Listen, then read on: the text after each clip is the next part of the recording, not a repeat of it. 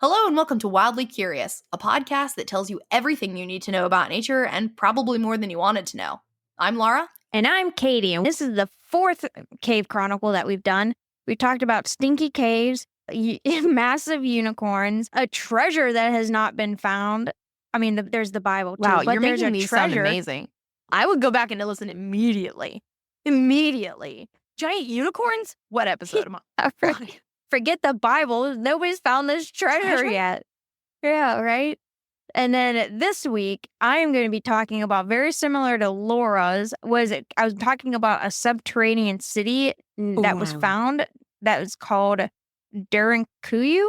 Again, probably totally butchering it. I tried to look up a pronunciation, really couldn't find anything helpful. Alrighty.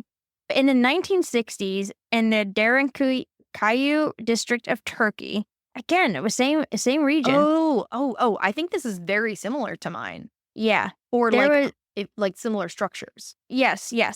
There was an entire subterranean city which was discovered. Their remarkable find left the whole world in awe, revealing complex networks of tunnels, rooms, storage areas spread across multiple levels, capable of housing up to 20,000 people. I read a thing on the internet once about this place. I don't know how it came up. Probably Facebook was just like, "You interested?" Because it knows I. You're like, "Yes, I am." Because I did such a deep dive. I don't know if it was the same one, but it was probably related. And I was like, "What?" Yes, there's some really cool stuff. Like miles, right? Like this is like huge. Yes.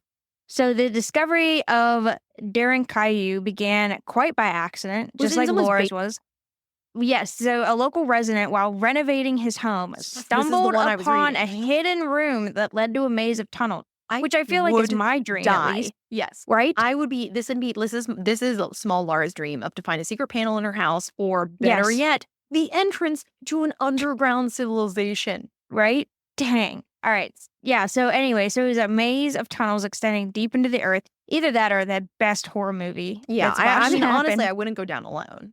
No, heck no. But who would you call? Like, who the heck would you call as soon as you found this? I mean, you could call me, and I would call you. Because Laura, I found this cave, and I don't know what to do. I'm not going in alone, but come. But we're also like little rascals, like with a big spool of string. Chalk. We keep chalking on things, and some animal keeps pooping on the walls and messing us up. Oh, thank goodness. But it's probably best that we're not the ones discovering this stuff. Yeah, no, it would be terrifying because it would just remind me of, it's as above, so below, about the French catacombs. Oh, yeah. This is a scary movie. Yeah. Gosh, and people get lost and they die down there. Yeah, good Lord. So archaeologists, they kept exploring these tunnels and they uncovered a sprawling underground metropolis. Again, 20,000 people. That's a lot of people. Many. The city is believed to have been built around the Byzantine-era or around the 8th century BCE, and through some evidence suggests it could have been even older.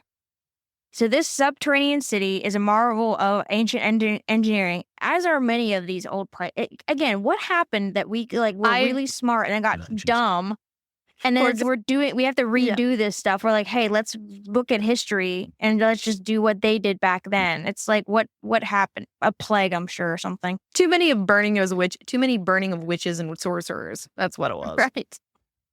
All the smartest people got off. Sure. All right. So the caves, they were carved into a soft volcanic region or soft rock of the region. It spans several levels, with the deepest parts reaching well below 200 feet below the surface. And the caves themselves, or the hallways, tunnels, whatever, spreads out to approximately 4 square kilometers, or about 1.5 square miles. Which, again, it doesn't sound like a lot, but whenever it's a cave and it's square miles, crazy. But also 20,000 people in that space, that's like New York City jammed in, or like Tokyo jammed in. You know what I mean? No way. There's way more than 20,000 people in Tokyo. But I'm saying, like, in 1.5 square miles to jam it in. You know what I mean? Yes. Yeah. And now they have like those underground. Right? How would you not feel claustrophobic?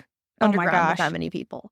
Well, it depends on what you're down. Okay, is this just like, are you just living there? Are you surviving? Did you think the apocalypse happened and this is just where you're going? You know what I mean? Like, because if it's like, hey, death, or you can go live in this cave, I'd be like, okay, cool, cave. Like, all right, cool, I get it. But this ended up being the largest excavated underground cave that was ever found in Turkey.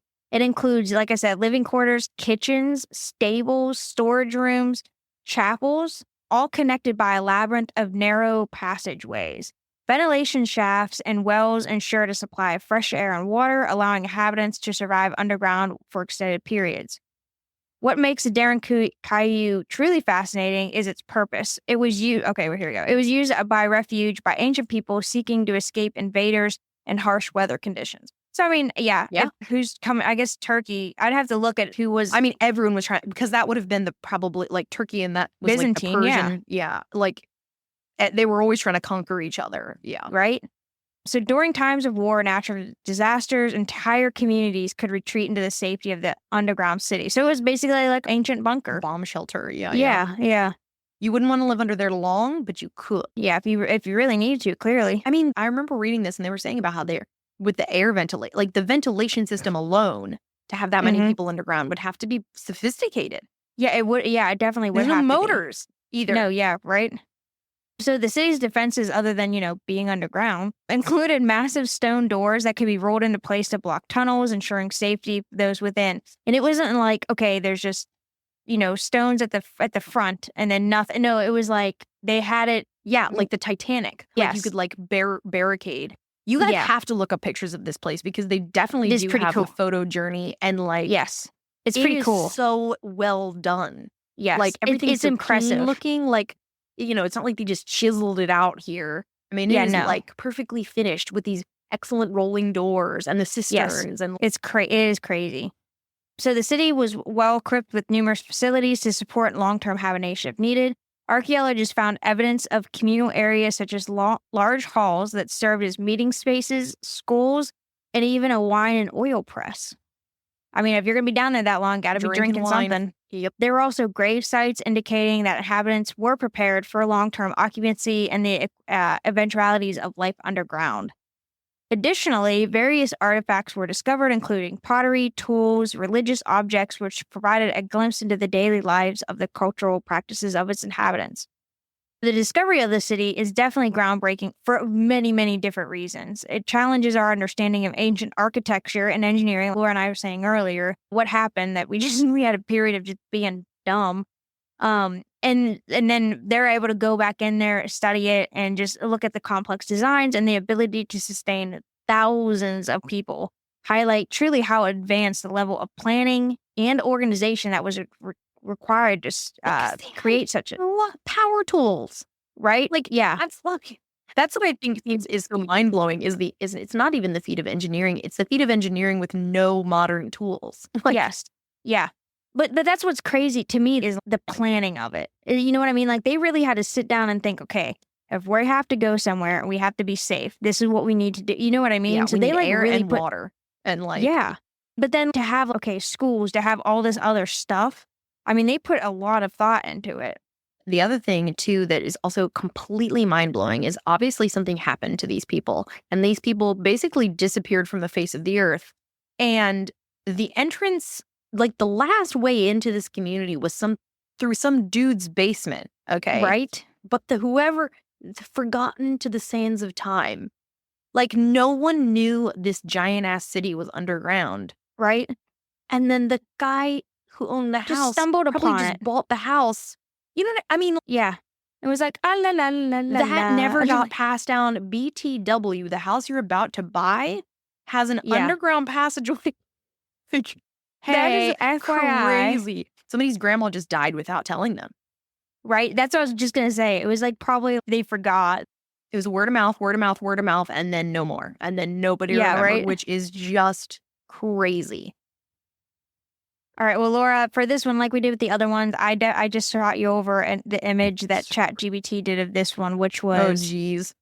Fancy. Which was good, but also weirdly terrifying. Hey, it actually is pretty good, although I'm pretty sure it was just one level.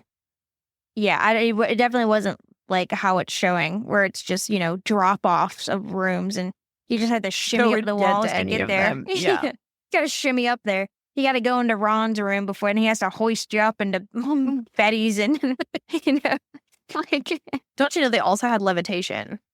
Yeah, to get up to here. Uh, Right.